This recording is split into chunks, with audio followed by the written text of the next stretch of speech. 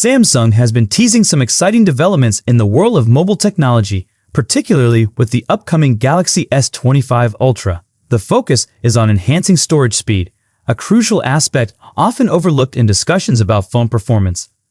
Faster storage, like widening a highway with higher speed limits, allows data to flow more smoothly and quickly throughout the device. Samsung's roadmap reveals plans to introduce US 4.04 CS technology next year, promising a significant boost in storage speed.